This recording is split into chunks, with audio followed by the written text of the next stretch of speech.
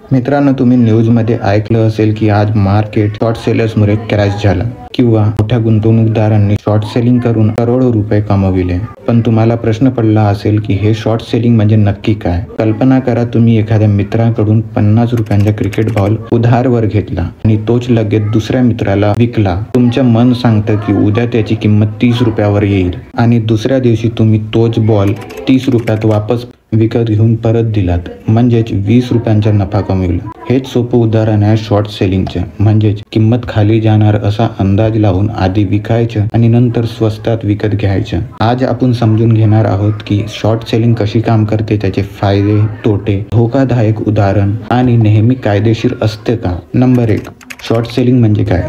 सोप्या भाषेत सांगायचं तर शेअर्स उधारवर घेऊन बाजारात विकणे आणि नंतर त्याला परत स्वस्तात विकत घेऊन परत करणे, याला शॉर्ट सेलिंग म्हणतात. यामध्ये प्रॉफिट मिळतो जर किंमत खाली गेली तर, पण जर किंमत वर गेली तर अमर्यादित लॉस मिळतो. उदाहरण समजा, रिलायन्सच्या शेअर 2500 आहे. तुम्ही शॉर्ट सेलिंग केली, 10 शेअर्स विकत घेतले आणि 25,000 विकले. जर शेअर 2300 वर आला तर 23,000 विकत घेऊन परत केले, म्हणजे 2,000 नफा झाला. पण जर शेअर उलट 2800 वर गेला तर तुम्हाला 28,000 विकत घ्यावं लागेल, म्हणजेच 3,000 तोटा झाला. नंबर 2, शॉर्ट सेलिंगची सायकोलॉजी. शेअर मार्केटमध्ये बहुतेक लोक किंमत वाढेल या भावनेने खरेदी करतात, पण काही हुशार लोक किंमत कमी होईल या अंदाजावर खेळतात. ते इन्व्हेस्ट करत नाहीत, ते स्पेक्युलेट करतात. हे ॲक्शन भीती, पॅनिक आणि लालसेवर चालते. मोठे इन्व्हेस्टर कधी कधी शॉर्ट सेलिंग करून पॅनिक निर्माण करतात आणि इतर छोटे इन्व्हेस्टर घाबरून आपले शेअर्स विकतात. यालाच आपण मार्केट मॅनिप्युलेशन असंही म्हणतो. नंबर 3, शॉर्ट सेलिंगचे फायदे.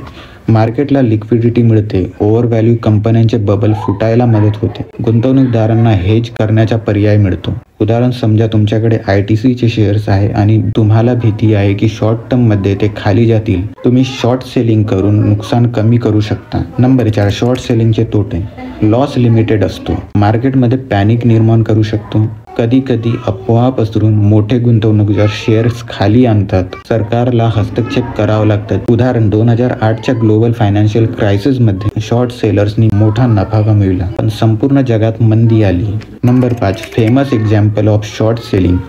मायकल बरी यांचा व्हिडिओ सुद्धा बनवलेला आहे मी, तर तुम्ही हा व्हिडिओ पाहू शकता. 2008 मध्ये US हाऊसिंग मार्केट कोसळले हे त्याने आधीच ओळखले होते आणि शॉर्ट सेलिंग करून त्याने अब्जावधी डॉलर्स कमविले. दुसरा उदाहरण आहे गेम स्टॉप सागा. 2021 ही हेजफंडनी मोठ्या प्रमाणात शॉर्ट केलं, पण क्रेडिट इन्व्हेस्टर्सनी विरोधात खरेदी केली. रिझल्ट, हेजफंडना करोडो कोटींचा तोटा झाला. भारतात काही स्टॉक्स अफवा पसरून शॉर्ट सेलिंग केली जाते आणि सेबीला हस्तक्षेप करावा लागतो.